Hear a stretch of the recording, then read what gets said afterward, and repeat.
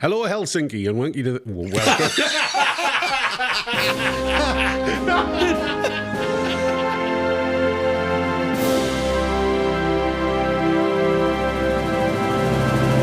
Hello, Helsinki, and welcome to the Four Takes Movie Podcast. I'm Martin. I'm Adam. I'm Luke. And I'm David. And today we're talking about the 1993 movie Jurassic Park, directed by Steven Spielberg.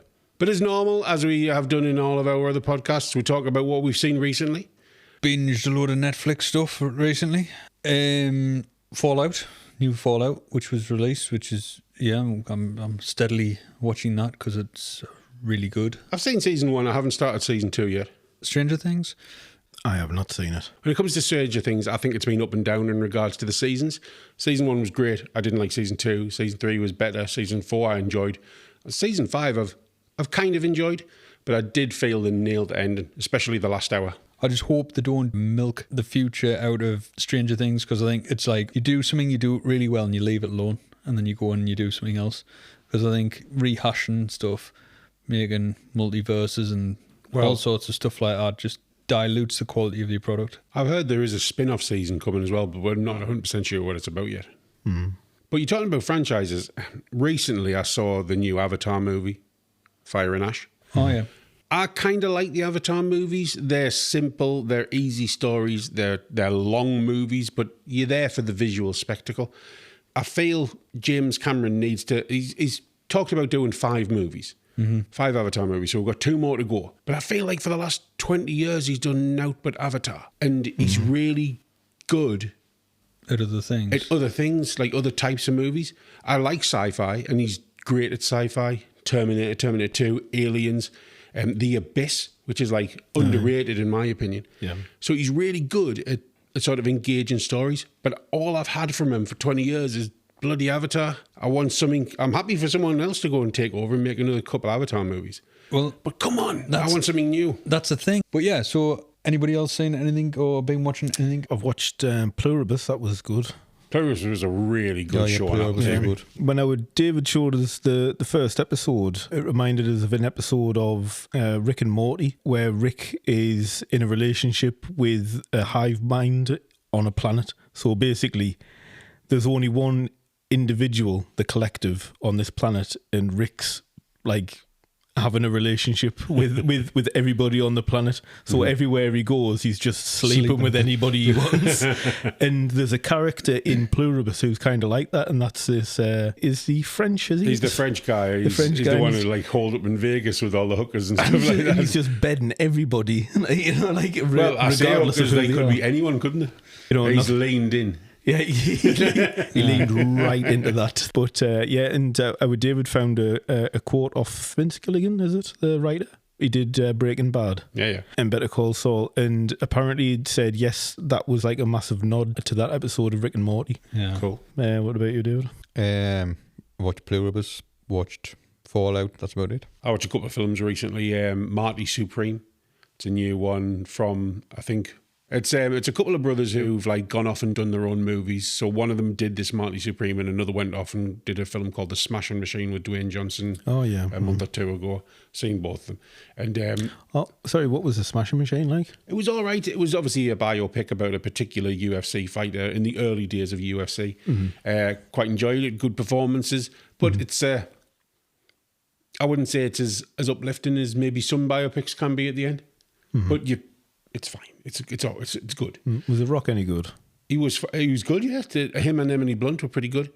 But I get the feeling that a lot of the people who were in it might have actually been from that world and not really professional actors, but they still all held up pretty well. Mm-hmm. I might be totally wrong, but that's the impression I got.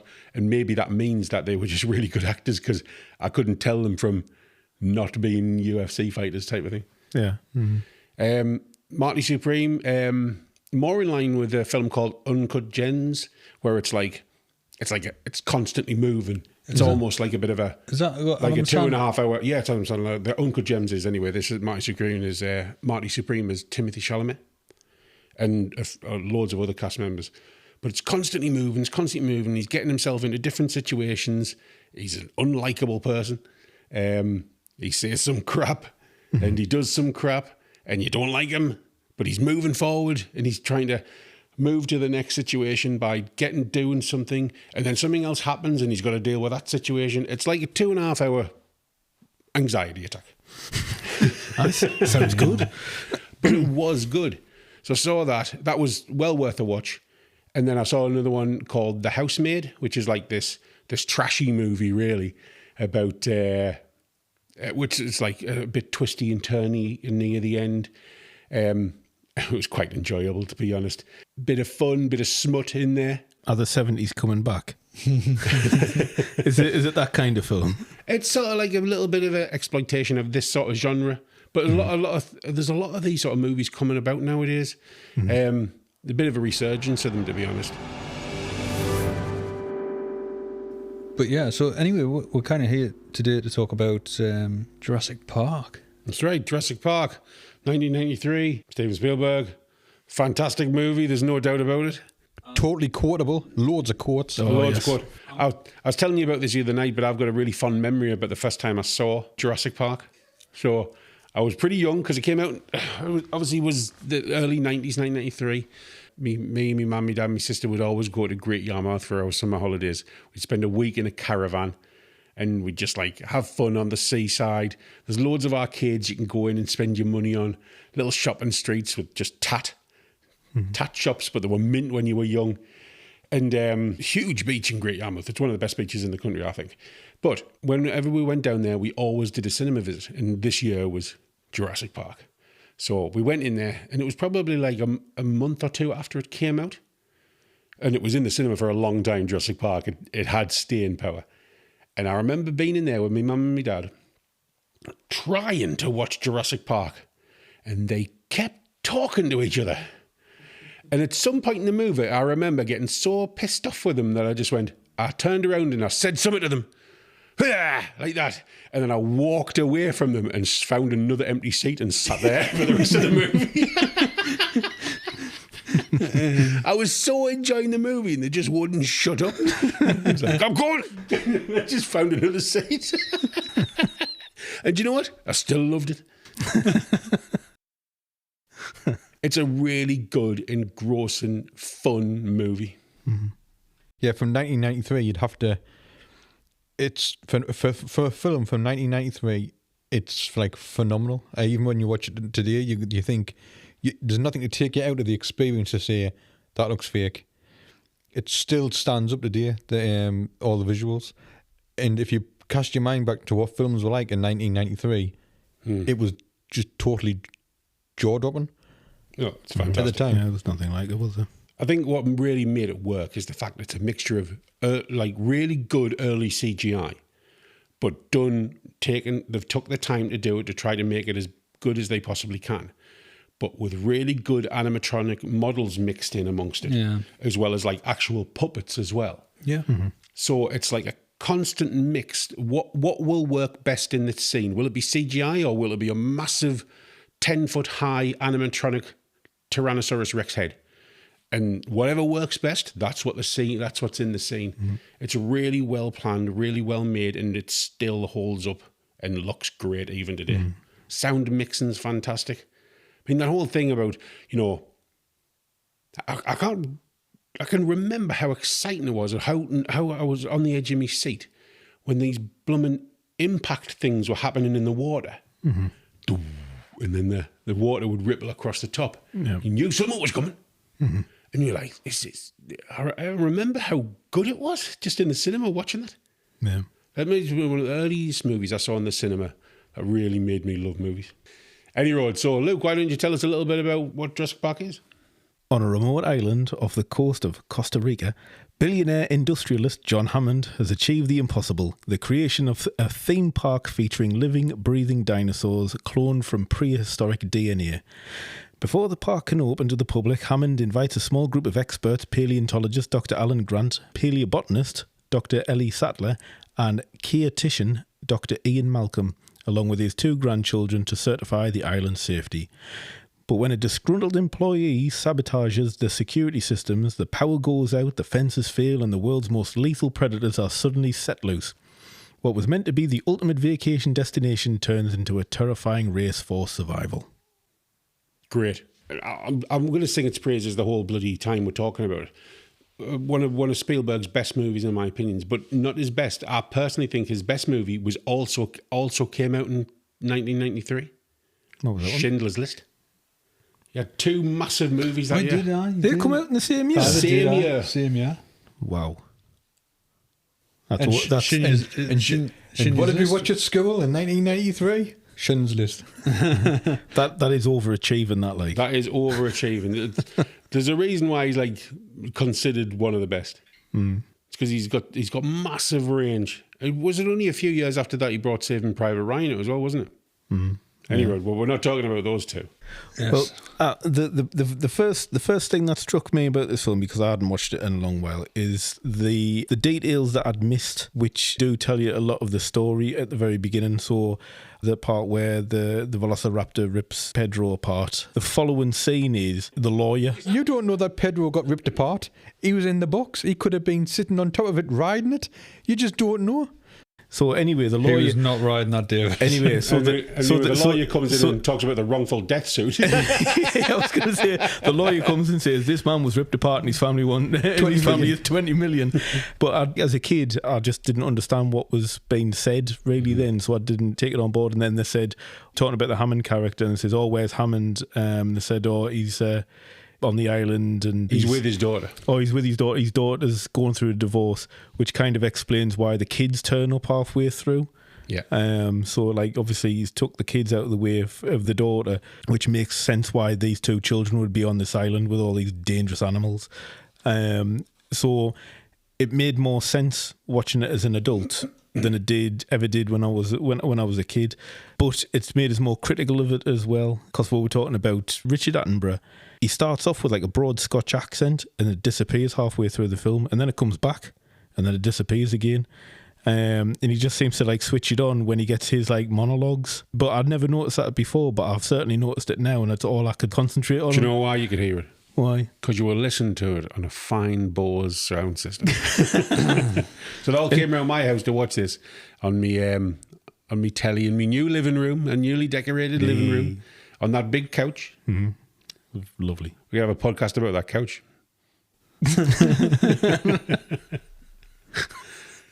And yeah, but you're right, because you can obviously now we're adults and we're watching it and we're paying more attention, but you can hear it. It's so obvious when he dips from being Scottish to being like London. Yeah. Yeah.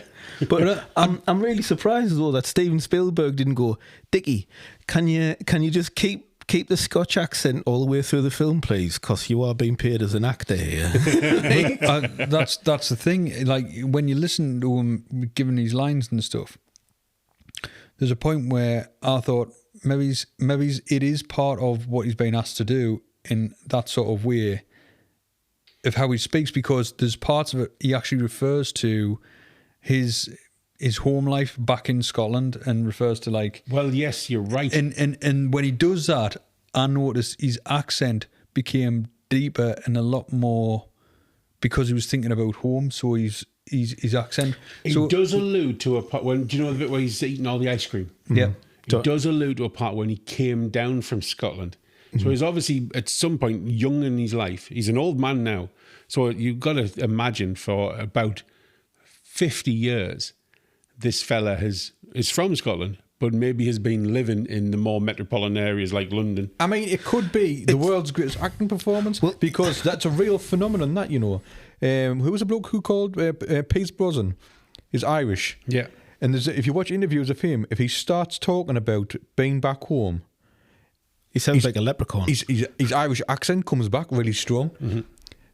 But then when he's just talking about the general subject, he sounds British. James Bond. But, you know, it could be quite funny, because it could have been the case of Steven Spielberg got like 3/4 of the way through this film and went, Jesus Christ, man, he's not even he's speaking in like what's his dialect, and then just thought, I'll just write this little thing in. He's sitting with ice cream. It's an unnecessary detail.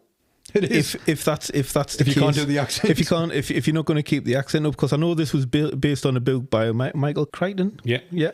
And in the book it probably says, "Oh, this Scottish billionaire bought this island. So anyone reading the book will be reading it going, "Oh, this is a Scottish man," and I'm hearing a Scottish voice. And then you get like Dickie Attenborough come on, and he starts off all tartan, and the very first scene that he's in, it's like with these.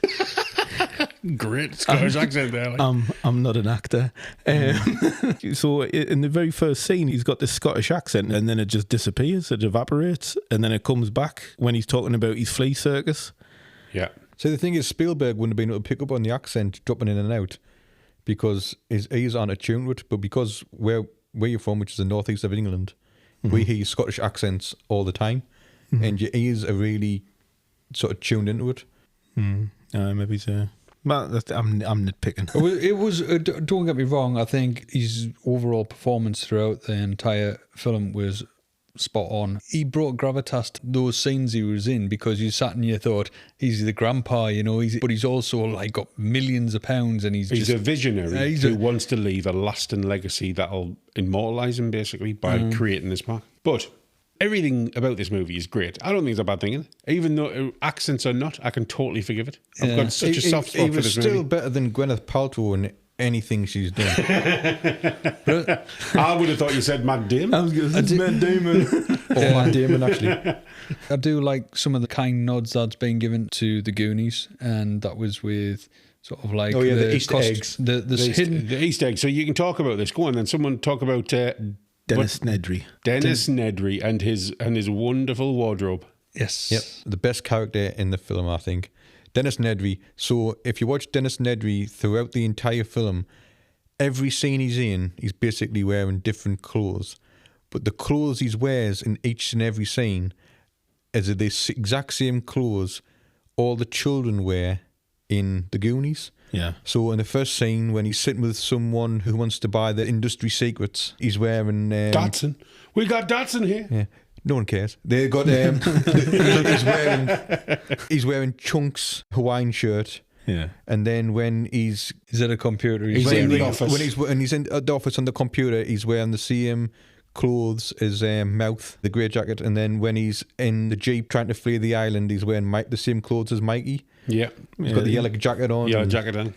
Do you know it would be great to find out whether or not he just, like Steven Spielberg, just had a rack of stuff that he had like off run from the last previous film he did. He went, I just bought it all different sizes. Just go and choose something from that. And I mean, just so I'd take some really organised prior planning that to go, what's he going to wear? And then have a conversation with the costume department. This is what I want him to wear. For every single scene. He put it in there for some reason because Spielberg wrote the story for the Goonies, but obviously he didn't make the movie. No, that was Richard Donner. Yeah. Well, it's kind of the same with Indiana Jones. George Lucas. With George Lucas in C-3PO and R2-D2 are on the hieroglyphics in one of the temples. George Lucas writes the stories for wrote the stories for the Indiana Jones movies, but Spielberg directed them. I like that, how you get all these cross-pollinations of other people's work and things like that. It's a nice touch. There's lots of scenes in Jurassic Park that I think do make it such a really adventurous film, and it's just because there's people getting electrocuted. You know, there's small kids running around to drag you into the adventure.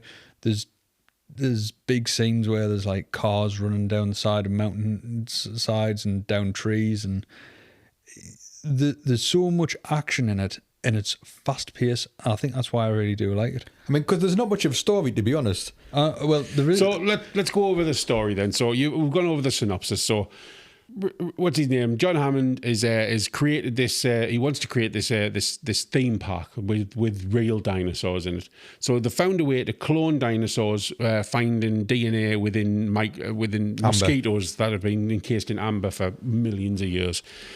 Now, he's setting all this up, and he needs to get approval from experts in the field because of this accident with the gatekeeper for the blooming Velociraptor cage. So he invites these people to the island to sort of sign off on it. But Dennis Nedry, Goonies fella, is sick of his pay. He doesn't like his compensation package, so he's doing some industrial espionage. He's going to steal the embryos for these dinosaurs and give them to a competing company of John Hammond's. I think it's NGen, the company that he runs. But when he's doing this, so he can cover his tracks, he sets some code away in this Unix system and basically blocks out camera access and door locks and all this kind of stuff. But it inadvertently starts turning off all the bloody electric fences around all these dinosaur cages. And then all hell kicks off. Nothing's gone right so far. You know, they're driving around in this park and not seeing any dinosaurs because the dinosaurs aren't coming close to the fences because they'll get electrocuted. And then all of a sudden the electric goes off and then they get stuck outside the Tyrannosaurus Rex paddock. And at that point, that's where it all starts getting real exciting. I think the part where he brings the experts in and you learn about the experts and the quick bit of character building that's done in there is tremendous. So you've got Sam Neill's character, Alan Grant, Ellie Settler, I think is Settler, his girlfriend's name. She's the botanist. Ian Malcolm. Ian Malcolm. Should we call him Jeff Goldblum? But why did what's never explained is he's a mathematician. Why do they need his approval? The lawyer mentions Ian Malcolm because Ian Malcolm is some sort of rock star in the science world or something like that. Yeah. So he's probably like, I don't know, a souped up version of Bill Nye the Science Guy or something like that. So the investors have mentioned him because he's like the rock star. He knows science. People know his name. Yeah. Whereas like Alan Grant, who's a proper, a proper scientist, a proper, in the ground doing the work and stuff like that. He's the one who probably you want, but people who are not in the know want Ian Malcolm because Ian Malcolm's the name. Yeah. So I think the thing that he does really good is like his character draws out the real simplisticness of how this is all going to go bad, because he does turn around and say, well, they turn around and go, well, how what happens if they all multiply? And he's like, oh no, they're all females, and he's going off and saying, no. Life will find a way. Yeah, and he says he keeps repeating this through. Yeah, he's like the expert in cause and effect and chaos theory. Yeah. So like he can see what's going to happen. It doesn't matter how well you plan this is going to go awry. This is what is going to happen eventually, and so all of his big statements in the film are all about ethics, and he's the only one who really mentions anything like that, because Sattler and Grant are just in awe of the dinosaurs, where he's the only one who's going, this is bad. It's not going to end well. And so that's he. Although he's the most outrageous character, he's the most grounded one because he can see what's happening. Yeah, I think even Dr. Grant and Dr. Sattler, I'm pretty sure, I'm probably saying it wrong, even they come around to the fact that they were not merely meant to coexist. Mm-hmm. They talks about how there's poisonous plants in the building that they're in just because they think it's pretty. Mm-hmm. And then obviously 65 million years of difference, we're two entirely different species that never met on this planet before, and then all of a sudden we're thrown into the mix together. Mm-hmm.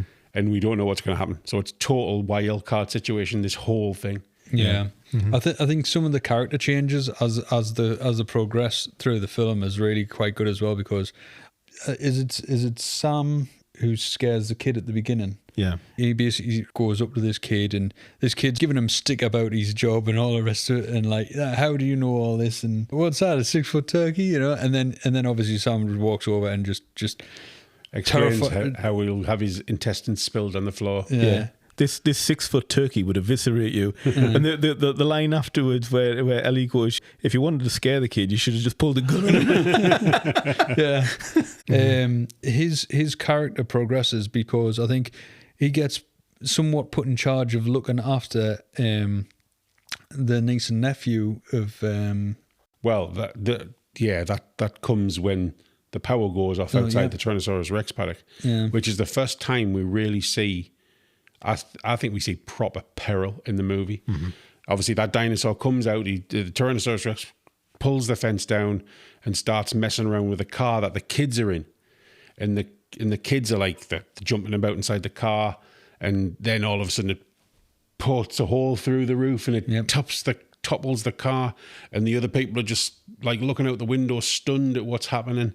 And these kids are in peril, and it's proper on the screen. It's not like, oh, those kids could get hurt. Those kids are about to die. Yeah. And it's really, it's not filmed like soft. Well, I think there was. They look terrified. They look terrified. Well, I think they had a good right, because I think you were telling me there was an accident that happened in the car that with some animatronics that didn't go too well, and it cracked a load of glass by accident. It was a scene where they had this massive prosthetic T-Rex head, and the T-Rex is biting down on the glass canopy on the Jeep, and then the glass was supposed to fall down on top of the kid's arms and legs, which it did, and then it came in for another bite, and what wasn't supposed to happen was it wasn't supposed to crack the glass. So when the glass cracked, the kids knew that it wasn't supposed to happen, and they lost the shit. Yeah. So like the look of absolute terror on the faces is real, because they have actually got like a massive lump of real glass broken on top of them. Spielberg, man, don't care. Keep rolling, keep rolling. Production value. But like within the space of like a minute, you've had these kids had glass come down on them. They're in a car that rolls over. The car starts to get crushed because there's a Tyrannosaurus Rex on the top of it. And while that's all happening, it's raining heavy and the mud starts spilling in. So not only could they be crushed, they could even drown. Yeah. And we're like, this is within like a minute. All this peril these kids are immediately in, and their kids are acting their socks off. They're screaming, they're shouting, and it's like, oh, we're in the mix now. Yeah, definitely. I mean, it makes you feel as if that was all shot in just one giant take, that entire scene. Obviously, it was like cut here and there and everywhere for the animatronics and, you know, all the extra stuff that was thrown in. But it definitely does make you feel like it was like it just was a long scene. I think that is the magic of filmmaking, that, Adam. That is editing in camera. Difference in camera angles. I was going to say that's just any movie. It's just well put together. There's a bit that irritates us about that, where Sam Neill pulls the lass out first, and then he goes to get the boy, and he goes, I can't get out, my legs are pinned underneath the chair. But then what immediately happens afterwards is the dinosaur comes and spins the car around, and if his legs were pinned, it would have tore his legs off. Well, I was wondering about the kid's legs, like continuity. We'll forgive it. It's a film about dinosaurs, man. But my favourite bit was when the lawyer, his arse drops out, and he goes, you know what, peace out, I'm out of here. And he leaves the car with the kids in, and they're like, oh, you left us.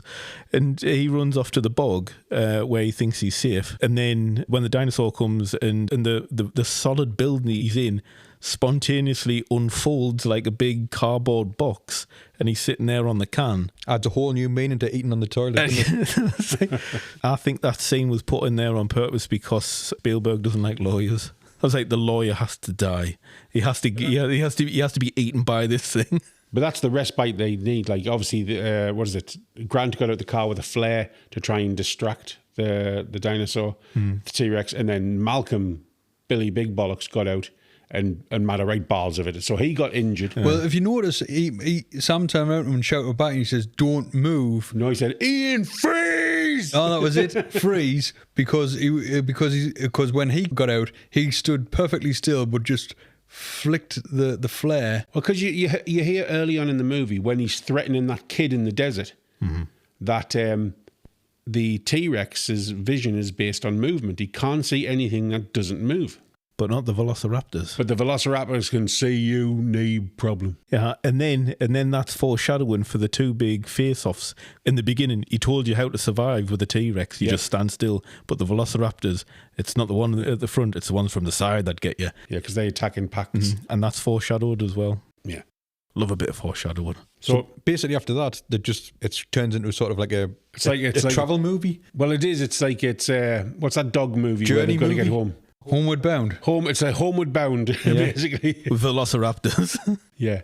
But like even like the action though, it never stops because it just moves from either one scene to another all the time. You've got obviously after that the car gets knocked over and you've got a moment of respite, and then all of a sudden the car starts coming down the tree, and that's a really great scene as well. The bit where the car drops them on them at the end, and you think, oh, they've just been killed. And then you get the comic relief when he goes, and we're back in the car. Exactly. Just a bit echoey because they're inside something. Yeah. And then they go back in a tree. Yeah, And and then they they go climb back up back the up the tree, tree, yeah. with the Brontosaurus. Yeah. A little bit of levity. Yeah. She gets sneezed on. Yeah, and then you've got all the stuff with they're back in the office, and you've got Samuel L. Jackson there. Yes. Mr. Arnold, Ray Arnold, I think the character's name is, who's trying to unravel what the hell Nedry's done. And they work out they just can't get things back up without Nedry. And Nedry's obviously still trying to get to the bloody docks so he can get off the island so he can get his money. Like all computer problems, they realise the solution is to turn it off and turn it back on again. That's exactly what happens. You're absolutely right. Obviously, Nedry gets dispatched by a Dilophosaurus, spits poison at him. Oh, they mention that as well. That gets foreshadowed. So right at the beginning, the very first paddock to go past is the Dilophosaurus, and they talk about how it spits venom, causing blindness and all that And kind then of stuff. paralysis. But it wasn't there. Paralysis. But it couldn't... Well, That was the first dinosaur that didn't show up. It was yeah, a no-show. exactly. When Dennis Nedry dies in the car. Yeah. Dilophosaurus has died. They said Dilophosaurus. I think it's Dilophosaurus? I don't know. I think that's the most horrible death. Even the T-Rex eating the lawyer's not bad because you're going, that's the lawyer. It's fine. Yeah. But like Dennis Nedry, like that's actually terrifying because it's like a close quarters kill It's a close quarters, but with he a dies. vicious little thing. Yeah, but Yeah. he dies alone as well. I think that's what blind. Yeah, and no one, Aye. blind, and no one knew he was there, and it was all of his own making. So it was a tragic death because had all those little things not happened to him, he probably would have gotten away eating burgers on a beach hut somewhere, been $10 million. You wouldn't have had much of a movie though. I mean, the movie would have essentially been some kids going around the park. Yeah. So then, obviously, Nedry's dead. Alan Grant and Lex and Tim are trying to now get back to the home base on the island or whatever it is. They decide to turn the computers off because they can't undo the code that Nedry set away. And then they turn it back on, but nothing comes back on. But the power is on, but it's tripped all the fuses for all the individual things.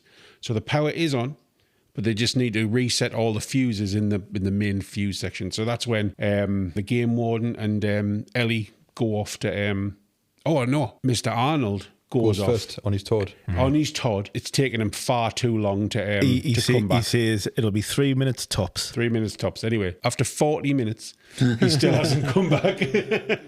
I think Sam Jackson's dead. Yeah, I think we need to get back. They then send them two out. While that's happening as well, something else is happening with Mr. Grant, where they find a load of eggs. Which is one of the things where they're really shocked because they're sitting thinking, hang on, they're all supposed to be females. Well, this leads back to Ian Malcolm, doesn't it? Yeah, Goldblum. yeah. Life finds a way. Yeah. Goldblum was right. Called bloody frogs. You've used frog DNA, and frogs have been known to spontaneously change genders in same-sex environments so they can do what they need to do. Life finds a way. Yeah. Now Ellie and the warden guy go to turn the fuses back on, but at that point they realise that the killing the power is not just banjaxed all the stuff that Nedry's banjaxed, it's also turned off all the remaining fences, including the Velociraptor fence. And that's where we start getting them in the bloody mix now. And that's when he gets, they go into the shed, and then I think the warden goes, "We're being hunted." But he doesn't know that the Velociraptor won't come at him head on. So he goes hunting it. And they're the ones that come at the sides, aren't they? Yeah. And then Ellie goes into the thing to turn the fuses back on. So really, he should have been there when Sam Neill was explaining this about the Velociraptors at the very beginning. Exactly. If he was only with that kid, Yeah. and, in a different country on a different continent, then he would have been all right. But I still think he probably would have known that because he was like, was he park warden or was he? We don't assume, do we? We don't assume. Yeah, well. He's only ever seen them in captivity. He hasn't learned about them.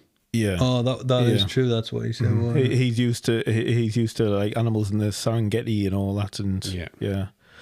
I think the best bit of character development in the film is for Sam Neill's character, because at the beginning he's obviously horrible to this kid. He hasn't got an affinity with kids, and he still doesn't have an affinity with kids when he meets Hammond's grandkids. But all the circumstances where they're in peril and he's got to save them, and he saves them like multiple times, he becomes more paternal all the way through, to the point where he does the ultimate dad joke with the electric fence, because when he knows the electric fence is off, and he grabs a hold of the wires, and then he pretends he's having an electric shock, and he's like going like this, and the kids are freaking out, and he turns around and he just gives them a smile like got you. And I was like, yeah, that's a dad joke. And then at the end of the film, the two kids Snuggled into him, and they're falling asleep on him. And, you know, he's looking at his girlfriend on the other side of the helicopter, and, you know, she can say that, you know, it's time to start a family. Yeah. And it's life finds a way with that. And Hammond had a very acute character arc where it was like, everything I'm doing's great, no expense spared, everything I'm doing's awesome, I'm bringing dinosaurs back, and all I need is for these few people here to just say everything's good, and I'm going to take me flea circus to the world. And then it all drops off a cliff for him, everything goes sideways, and then while he's sitting eating his defrosting ice cream, he realises that maybe this wasn't such a good idea now that people have died. Yeah. And it was just about him kind of giving into his own hubris, and I you know, I've come from nothing, I've created everything, and now I've realised I'm not the person to wield this power. And you can see that on him on the helicopter ride home, and he still hasn't got a Scottish accent. So what do you think would have happened? Obviously, like the closing of sort of thing. What do you think would have happened with Jurassic Park after all of that went down? I mean, they did make a second one. Just watch number 2 and number 3. I know, but and then number 5 and number 4 and number 5 and number 6, and then they've just made number 7. I know, but like imagine you didn't actually do those, and you were just left at the point where it was like, I know exactly what would have happened. Lawyers. Yeah. You think lawyers? Lawyers most definitely would have been involved. They don't put billionaires in jail. No. They just write a check, 20 million quid. Yeah, so best bits, worst bits. What do we all think? Okay. Best bit for me is the kitchen scene with the velociraptors. I think once the velociraptors get into the movie, they're the real villains of the movie. The T-Rex is a monster that will kill you, but it's like a big lumbering beast. Those velociraptors are brutal, vicious, like scalpels who will just come and get you. They learn how to open doors. They can track you down. They'll hunt you in packs. They bust through the roof trying to get people. And I know I talked about this the other night, but that bit where they're in the office and the velociraptors come through the window, and then they knock the girl from the roof. Mm-hmm. That stunt double, when she went through the roof, wasn't meant to look up when she went through, because it wasn't the young lass falling through the roof. It was a stunt double. But when she looked up, she ruined the whole scene. Mm-hmm. I don't think they had time to film it again. So that was the first use of digital face replacement in a movie. They replaced the stunt double's face with the young lass's face. Yeah, it was good. But yeah, that kitchen scene with the velociraptors is peak like tension. Yeah. Because it's young kids being hunted as well, and there's no Alan Grant isn't there to help them this time. I loved it how there was lots of like stainless steel reflections in that kitchen scene. Well, they used that to sort of like distract them almost, didn't it, or cause them to go in the wrong places. Yeah. But yeah, that's me best scene, I think. Worst part, I'm not saying it. I think it's just great. On. No, I can't think of one off the top of my head. I would say the best part for me, I really enjoyed the opening introduction. Obviously, when they're all sitting down and they're trying to like showcase how this is going to work to get visitors there, they're going to tell them exactly how the island's come to have dinosaurs on it, and basically your favourite bit is the bit around the boardroom at the beginning. Yeah, well, no. Not around the boardroom. Obviously, it's. Do you know? We were watching two different films. No. Are you talking about the bit where they go on the ride, where they show like how the DNA is? Yeah, the dino DNA part. Yeah, okay. But it's a bit of the, not the boardroom scene. No, it's because it's got a cartoon in it, hasn't it, Adam? It's got a cartoon in it, and it's got But it's really it's really good because it's the opening scene to tell you how all of this has come. It's exposition done right. Yeah. Yeah. And you can see that there's another narrative happening as they're just sitting there watching it happening, because they're like, hang on, we've just seen all these different rooms and now you're exploring those rooms with them because they want to get out the chairs and go and look. Which I thought was really good.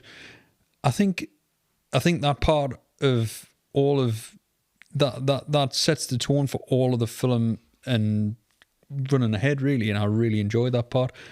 The bits that I didn't like, Scary bits, one and Adam. that's scary. Lots of scary bits. No, I think some of the CGI is a bit watery in certain areas. You've taken the piss. No. Yeah. Well, this is what I'm saying. Like 1993. I know, but bear in mind, the film was released in 1993. The CGI will have been done in 91 and 92. yes, but I'm putting a caveat on all this because we watched this the other day. Well, we watched it yesterday, but In when we 4K. we watched it in 4K and we watched it on a really high grade TV. Now, when I originally saw this, it was on like a 3x4 TV. It was, the upscaling wasn't great. Well, no, because it was a VHS. It will have been VHS. Scaling wasn't a thing. Yeah, well, it wasn't upscaled at all, was it? So yeah, Mind you, Adam saying that, yeah, I agree. There was a part at the very end, like with the T-Rex in the foyer. The dark parts of the visual effects lack contrast for the rest of the scene. yeah. But I think that is only due to the fact that Of their limitations at the time. that's the limitations at the time, and I don't think that should go negatively in its favour as saying it's not. You've just said it's a negative? It's not. Well, it's. I don't think that you would have noticed that in the cinema. But you definitely notice it now. It's been like upscaled. It's just a 4K transfer from the film, isn't I'm it? saying some colorist will probably had a go on it and as well to like mess about with the levels. But that's not judging the film. That's judging The medium, judging the medium. yes. So what you're saying is, because I presented it to you in 4K format and a really high grade telly with a Bose sound system, it's mad at worse for you. You ungrateful kid. Right, we're not going to You had free beer. I put pizza on for you. There was crisps on the table. I tell you what. Right, Luke, what's your best bits and worst bits? My best bits are I really like the character development of Alan Grant, of Sam Neill's character, because I thought that's what kept you with those characters, because you could see them like growing together. Yeah, because you went from avoiding trying to sit in the same car to be them all like cuddled up at the end. Yeah, and him being happy with that. So that like rounded his character out completely, and so that was the best part for me. And Jeff Goldblum just being like iconic all the way through. just being him. And so the bit where they get out the car and there's a Triceratops, you say, that is one big pile of shit. Dino droppings? Dino droppings, yeah. We were talking about all of the quotable lines, and like these are lines that we see often, like, is it heavy? Then it's expensive, put it down. And I say that all the time to me little lad. When he picks something up in the shop and goes, is it heavy? Yeah, put it down, it's expensive. And then you've got like the life finds a way. And what else have we got? We're going to need a bigger boat. We're going to need a bigger boat. Must go faster. Spared no expense. Spared no expense. Spared no expense. And there was another one as well. Check the vending machines. Where's Luke? Check the vending machine. But bits I didn't like. Hard push to find anything other than the accent wobbles. Okay. But that's it. Right. For me, the best part is when they first see the dinosaurs for the first time, and that's when you get, as the viewer as well, it's the first time you get a real look at them, and it's totally awe-inspiring. And for 1993. And it was probably 1992, 1991 CGI was just amazing. Yeah, I totally agree with that. The worst part, without a shadow of a doubt, is watching that young lass use a computer mouse. Because if you watch If you watch her hold a mouse, you can tell it's the early 90s. She's never used a mouse before. She's basically got a meat fist on top of a mouse and dragging it around. She's got no clue what she's doing. And that's the worst part. That computer system was bonkers as well. Like, says, I've never... I remember having... I think I got my first PC... God, I can't remember when I had my first PC, but I was running DOS. It was a 486. It was a 33 megahertz processor, 8 megabytes of RAM, and an 80 megabyte hard drive. I've got a feeling that whole, with the whole Unix system where they're flying through the park and the different buildings and stuff, I think that must have all been like pre-rendered. Oh, that's absolutely a pre-rendered thing. I remember in like 1993, 1994, playing a game called Magic Carpet. Remember that? Oh, yeah. And it used to run like an absolute dog. Yeah. So there's no way that wasn't pre-rendered. You'd need a computer like what they had at Pixar to get anything decent out of it. Right, so what we're going to do, we're going to give it a star rating out of 10, out of 5. What do you want? Out of 5. Let's do 5. Out of 5. For me, it's a 5, personally. Yeah, I'll go 5. 5. I want to give it a 4.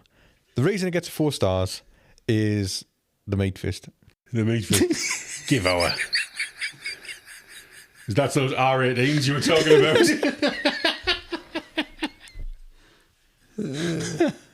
Right, so wrapping this up. I think we really should.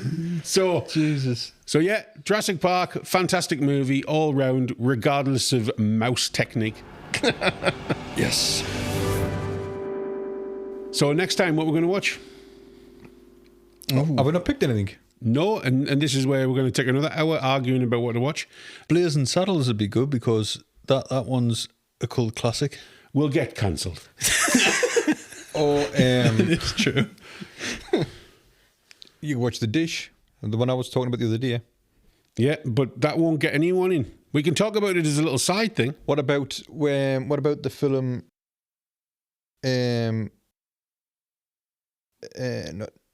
What's it called?